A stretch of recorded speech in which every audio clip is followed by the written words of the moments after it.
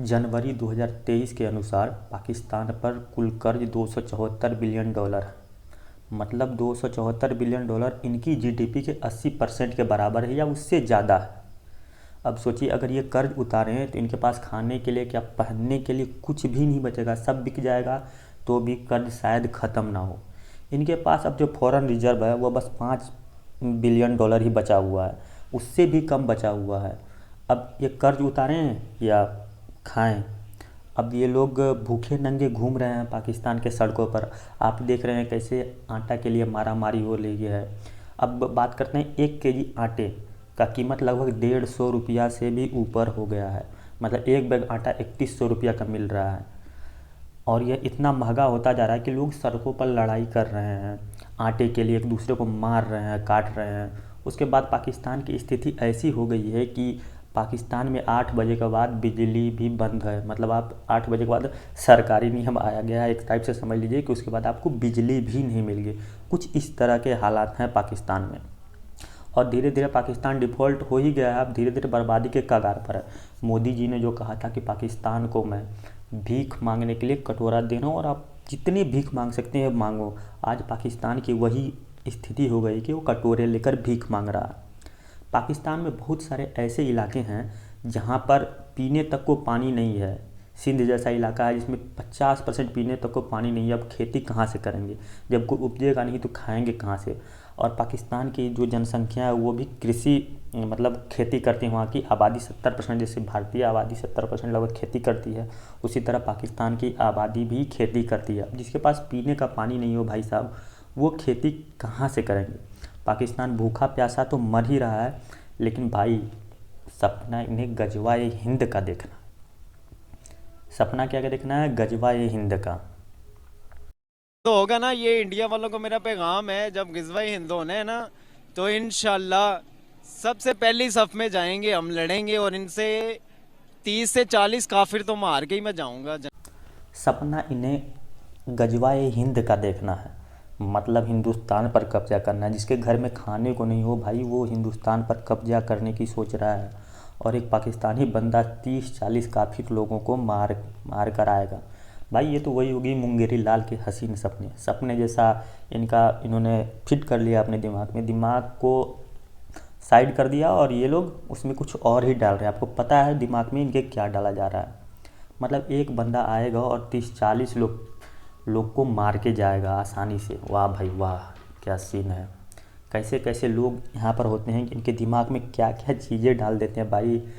कैसे कर लेते हैं ये पाकिस्तानी लोग। ये जादूगर से कम नहीं है।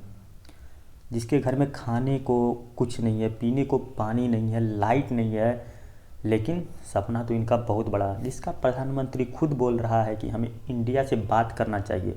भाई बात क्यों करनी इंडिया से? इतना दिन से तो आप चाह रहे थे कि 370 बहाल होगा, कश्मीर के मुद्दे पर बात करेंगे, तब होगा बात इंडिया से, अदरवाइज बात नहीं होगा। अब देखिए पाकिस्तानियों की हालत ऐसी हो गई है कि न निगलते बन रहा है न उगलते। अब ये यूएई जाकर भीख मांग रहे थे तो वहाँ से उन्होंने, पाकिस्तान के प्रधानमंत्री ने कहा कि हम इंडिया से बात करना चाहते हैं। और ये लोग खुद इसके जिम्मेदार हैं। ऐसा नहीं कि किसी ने इनके साथ ऐसा किया। ये जो गजवा हिंद के सपने देखते फिरते हैं, ये जिम्मेदार इनके खुद हैं और आगे भी रहेंगे। हमें ये सब देखकर खुशी होती है। जो हमारे दुश्मन हैं उनके साथ जब ऐसा होता है तो हमें अच्छा लगता है। आपको भी लगना चाहिए। साढ़े को नुस्खा मौजूद है कर्जे उतारने का। साढ़े को नुस्खा मैं आज दे रहा मुफ्त, मुफ्त नुस्खा है। पूरी दुनिया को कहो भाई सूद चूंकि साढ़े इस्लाम में जायज़ कोई नहीं, तो सूद असी कोई नहीं देना। निकलो, सूद असी कोई ना नहीं देना। चलो उन्हें असल पैसे देंगे, लेकिन उस वेले देंगे जिस दिन होंगे। जो तड़ी दिखान तो उन्हें आओ भाई लो जी, पाकिस्तान का कर्ज उतर नहीं गया।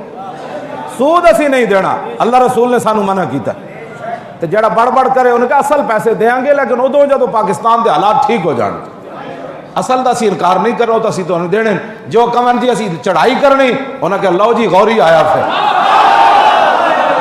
बस पाकिस्तान के हालात ठीक करने तो मिनट का काम है। तुम उन्होंने अखा विखाओ भाई सूद नहीं देना। असी रोजाना तो कहते इतने अरब सूद देना पैदा, उन्होंने नहीं देना सूद तो हैसियत। जे बड़ करन उन्होंने कहा असी भी आए मैदान है।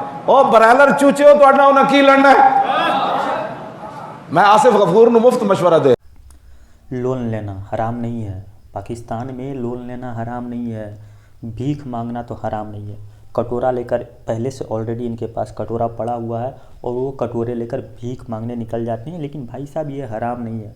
वहाँ पर वो अपने बच्चे को खाना नहीं खिला पा रहे हैं, पानी नहीं पिला पा रहे हैं, रोटी तक नहीं दे पा रहे हैं इवन, लेकिन वो सब हराम नहीं है। लेकिन अगर आपने कर्ज दिया हुआ है किसी को, अगर उससे कर्ज मांग लो तो वो कर्ज लौटाना पाकिस्तान में हराम हो जाता है। ऐसे कटमुल्ले आपको हर गली गली पाकिस्तान में मिल जाएंगे और भारत में भी ऐसे कटमुल्ले बहुत सारे हैं। इसका सीधा असर पड़ता है, जो भी देश कोई कर्ज देता है तो वो इन सब चीज़ों को ऑब्जर्व करता है। अब उसका सीधा असर आपको देखने को मिल रहा होता। इन कटमुल्ले मौलवी के कारण पाकिस्तान की ये स्थिति काफ़ी हद तक इस बात के लिए जिम्मेदार है। और कट्टरता तो पाकिस्तानियों के डीएनए में भरा हुआ है। किसने सिखाया कि बदला लेना है? बदला लेना होता है, पर ये लोग नहीं समझते हैं। ये लोग समझते हैं हमें हिंदू हैं, ये कुछ नहीं है। उनको ये नहीं पता बनाया किसने हुआ है। ये लोग कहते हैं हमें उसने बनवाया, हमें तो जिसने बनाया है, हमें तो जिसने बनाया खुदा की जात ने, वो तो कहता है कि सब्र करो, माफ करो। उन्होंने तो बदला लेने का हुक्म दिया ही नहीं है। हमारा अल्लाह भी कहता है 3 बारी पहले छोड़ो, जब जो बंदा चौथी बारी करे फिर उसको बताओ बदला लेने का तरीका। बच्चों को कैसे जिहाद के लिए कट्टर बनाया जा रहा पाकिस्तान में आपने देखा। बच्चों के माँ बाप ही उसे हिंदुओं को मारने की बातें करते हैं, कन्वर्जन की बातें करते हैं। अभी ये बच्चा है छोटा सा, इसे इवन ये तक नहीं पता कि भाई क्या करना है क्या नहीं करना, लेकिन वो हिंदुओं को मारने की बात कर रहा है, हिंदुओं को कन्वर्जन कराने की बात कर रहा है। अब भाई ये लोग जब बड़े होंगे तो आतंकवादी ही बनेंगे, जिहादी ही बनेंगे, लोगों के सर ही काटेंगे और इससे ज़्यादा ये लोग कुछ नहीं कर सकते। अगर हमारे घर में कोई बच्चा होता तो उसमें पढ़ना लिखना सिखाते हैं, भाई अच्छे से पढ़ो, अच्छा इंसान बनो। लेकिन पाकिस्तान में ये सिस्टम नहीं है। वहाँ पर सीधा आपको बताया जाएगा कि कैसे हिंदुओं के गले काटने हैं, कैसे कन्वर्जन कराने हैं। अभी देखिए पाकिस्तान में जब भारत आज़ाद हुआ था और पाकिस्तान का बंटवारा होता तब पाकिस्तान में हिंदू कितने थे? अभी 1-1.5% के बराबर ही रह गए हैं। ये वहाँ की कट्टरता जो है, उसी के कारण वहाँ पर हिंदुओं का ये हाल हुआ है। हिंदू सामान्यतः कट्टर नहीं होते हैं, हम लोग कट्टर नहीं होते हैं, लेकिन अब समय के साथ हम कट्टर होते जा रहे हैं अपने धर्म के प्रति। सोचिए जब ये बच्चा अभी इतना छोटा है और ये 20 साल का हो जाएगा, तब इसके हाथ में AK-47 पकड़ा दी जाएगी और भारत भेज दिया जाएगा कि ये वहाँ पर काफिरों को मारे। काफिर मतलब हिंदू, मेन हिंदू लेके चलिए, बाकी और जो अल्लाह को नहीं मानते वो हुए काफिर, उनको मारने के लिए भेजा जाएगा। आने वाले समय में यही बच्चे सब जिहाद करेंगे और ये अपने बच्चों को भी वही सिखाएंगे जो ये बच्चे कर रहे हैं। बाकी आखिर आप पाकिस्तान से उम्मीद ही क्या कर सकते हैं? सब कुछ करने का जिम्मेवार पाकिस्तान खुद है और वो उसको भुगत रहा है और अधिक भुगतेगा आने वाले समय में। जय हिंद, जय सनातन। अगर आपको ये वीडियो पसंद आया तो वीडियो को लाइक कीजिए, चैनल को सब्सक्राइब कीजिए और अपने दोस्तों और फैमिली के साथ इस वीडियो को शेयर कीजिए। धन्यवाद।